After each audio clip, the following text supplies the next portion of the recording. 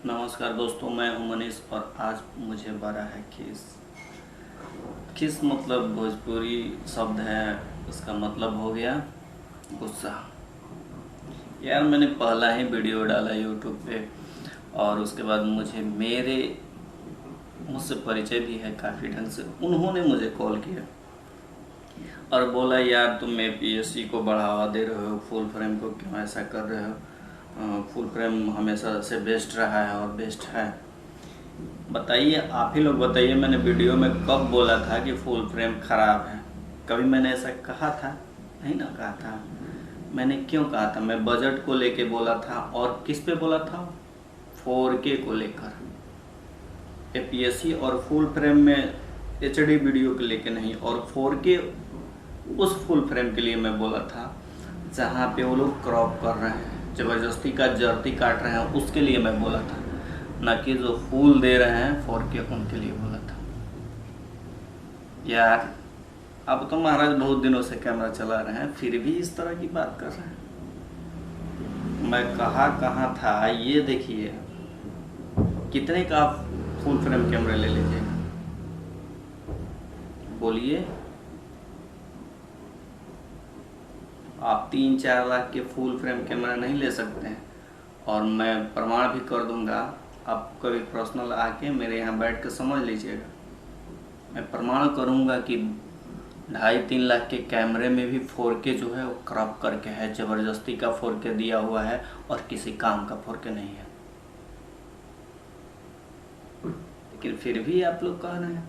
मैंने उन दोस्तों के लिए कहा था, मैं उन व्यूअर को कहा था जिनके पास बजट थोड़ा है लेकिन वो 4K से अपना काम स्टार्ट करने वाले हैं, उनके लिए मैं बोला था। न कि ऐसे लोगों को बोला था जो बहुत बड़े पूंजीपति है और उन लोगों का पैसा नहीं कि कैमरा में पूरा पैसा बहा रहे हैं। उनके लिए मैं नहीं बोला था। मैं उनके लिए भी नहीं बोला था जो रेड यूज कर रहे हैं, एरियल एक्सा यूज कर रहे हैं, इन सब कैमरे पे मैं नहीं बोला था। मैं उनके लिए बोला था जो 1 लाख के इर्द गिर्द नीचे जो काम कर रहे हैं, उनके लिए बोला था। अभी भी आपको अगर सेंसर के बारे में नहीं पता है तो थोड़ा सा इधर उधर मेहनत कीजिए। आज इंटरनेट पे बहुत सारी जानकारियाँ आपको मिल जाएगी, वहाँ समझ लीजिए। अब मैं थोड़ा सा समझा दे रहा हूँ, जो मेरे मित्रगण हैं जो चाहते हैं कि मैं भी जान लूँ, तो थोड़ा सा फ्रेम के बारे में मैं बता दे रहा हूँ। वो भी मैं बहुत ज़्यादा फ्रेम का जिक्र नहीं करूँगा, 3-4 फ्रेम के बारे में जिक्र करूँगा जो काफ़ी इम्पोर्टेंट है। मतलब फुल फ्रेम के अंदर जो आते हैं, फुल फ्रेम से बड़ा भी सेंसर होता है, वो भी आपको मैं बता दूंगा, मिलिएगा तो। अभी फुल फ्रेम से लेके नीचे वाला जो कुछ सेंसर जो पॉपुलर है उनके बारे में मैं बता देता हूँ। फुल फ्रेम का डायग्राम क्या होता है?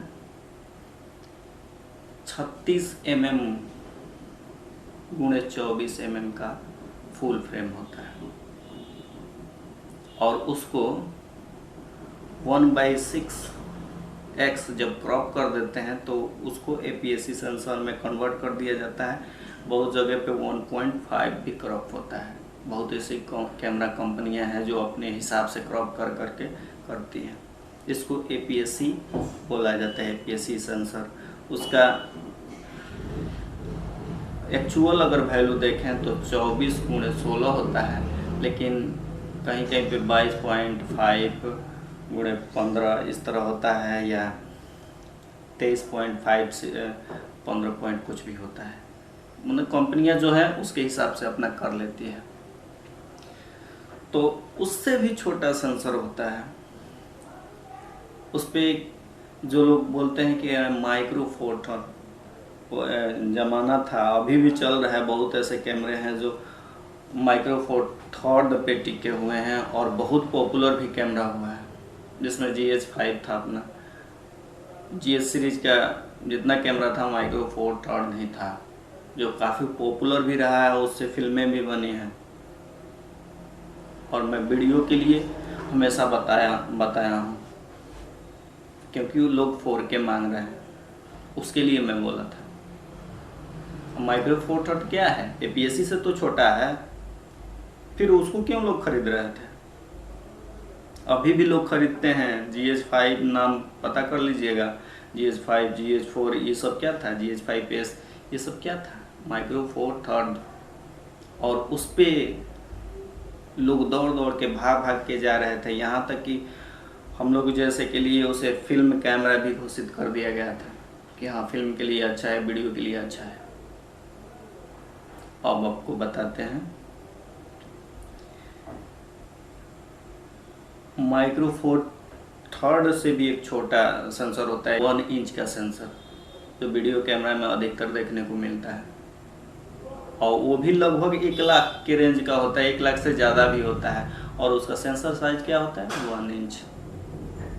वो भी प्रोफेशनल कैमरे में 1 इंच का सेंसर होता है।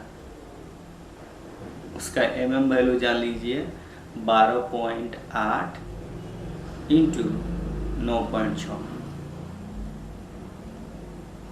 उसके बाद जो लोग, बहुत लोग हैं मोबाइल लेके घूम रहे हैं, बोल रहे हैं कि मेरा इतना मेगापिक्सल का कैमरा है, उनका सेंसर साइज जानिएगा, 4x3 mm पे है आपका मोबाइल स्मार्टफोन, तो उससे भी वीडियो बनता है, उससे भी फोटो जाते हैं।